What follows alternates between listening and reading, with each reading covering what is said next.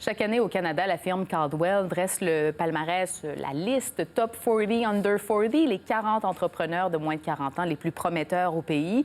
Des gens au parcours exceptionnel, dont le leadership est inspirant.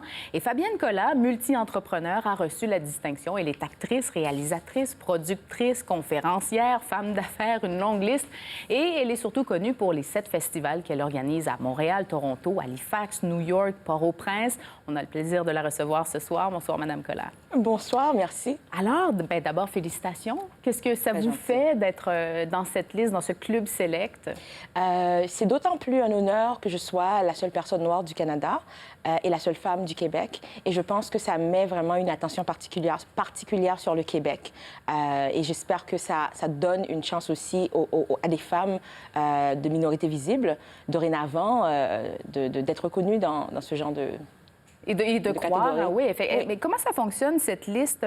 Quels sont les critères? Comment vous avez été choisie?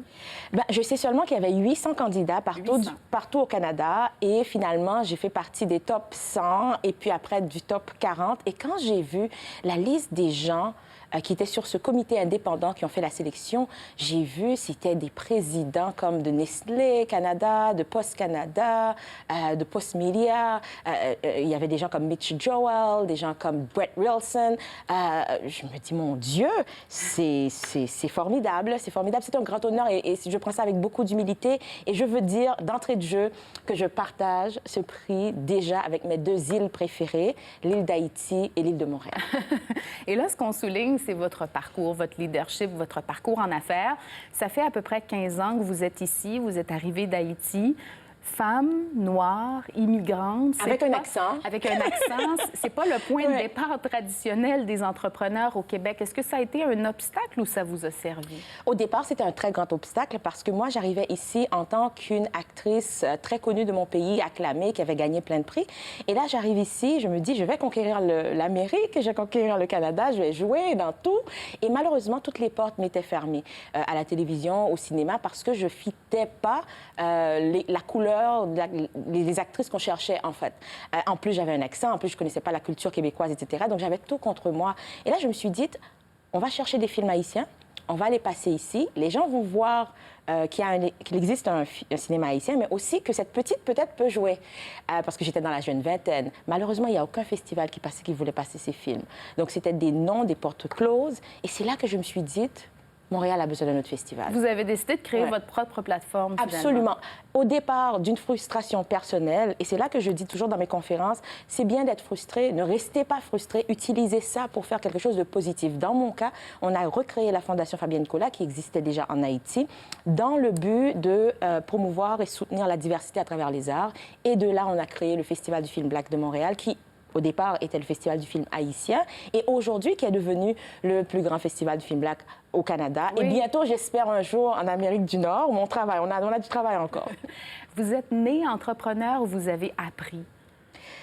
Je dois dire que je suis tombée dans la marmite parce que mon père est un entrepreneur. Ça a toujours été un homme qui a eu ses propres affaires.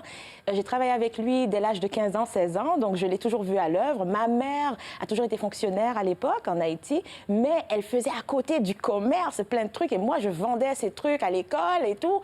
Donc, je pense que j'ai toujours eu cette capacité de vendre. J'étais une vendeuse en Haïti. Avant mes 19 ans, j'ai vendu des voitures, j'ai vendu des vêtements, j'ai vendu du cosmétique. J'ai vendu tout ce que vous pouvez imaginer. Donc, alors ici, c'était très facile pour moi de vendre le rêve de la diversité parce que j'y crois et parce que c'est nécessaire. Et c'est ce qui vous motive, votre objectif premier, là, avec tous les chapeaux que vous portez, votre motivation première, c'est quoi? Ma motivation première, c'est de créer des plateformes pour des artistes comme moi à l'époque, qui ne sont ni vus ni entendus, qui n'en ont pas de plateforme, qui sont invisibles. C'est de créer cette opportunité. Vous savez, Viola Davis disait, nous ne pouvons pas gagner des prix pour des rôles que nous n'avons pas. S'il n'y a pas d'opportunité, eh bien, ces gens-là ne vont pas arriver à performer. Donc, moi, ma raison d'être, tous les jours, je me lève le matin, c'est quelle plateforme qu'on peut créer, quelle plateforme qu'on peut solidifier, quel partenaire qu'on peut amener pour essayer d'amener plus loin nos efforts, pour inclure un peu plus. Et je suis très contente que depuis 2006, on a réussi à promouvoir, donner une plateforme à près de 2000 artistes et on a reçu dans tous nos festivals partout dans le monde, je peux dire Canada, États-Unis, Haïti, près d'1 million de festivaliers quand même, c'est pas rien et c'est grâce à vous tous ici. Vous avez fait un discours très positif, vous êtes même devenu une source d'inspiration pour bien des gens. Vous voyez ça comment? C'est une responsabilité? C'est pas un fardeau? Je pense que... non, c'est pas un fardeau du tout. C'est sûr qu'il y a beaucoup de poids sur mes épaules par moment. Je sens que je suis investie de cette confiance de plusieurs personnes, mais c'est une responsabilité pour moi. Je pense que quand vous êtes dans une position où vous avez une voix, il faut l'utiliser pour d'autres. Martin Luther King disait, bien, votre vie commence à devenir vraiment sans raison d'être à partir du moment que vous décidez de ne pas utiliser votre voix pour des causes qui valent la peine. Et je pense que la cause de l'inclusion et de la diversité est une cause noble et de plus en plus de gens s'y intéressent et s'y investissent. Ça, c'est intéressant. Il nous reste peu de temps, Madame Colas. Si vous aviez un conseil à donner aux entrepreneurs de la relève, vous leur diriez quoi? Bien, de foncer, de commencer, de ne pas se faire avec les gens qui les traitent de fous. Vous savez, au début, les gens vont vous dire pourquoi vous voulez faire ça? Et après, ils vont vous dire comment vous arrivez à faire ça. Ayez un plan clair, foncez, ayez une vision claire parce que le monde laissera toujours passer celui qui sait où il va. C'est mon père qui m'a dit ça. Madame Colas, merci beaucoup d'avoir été là. Merci à vous.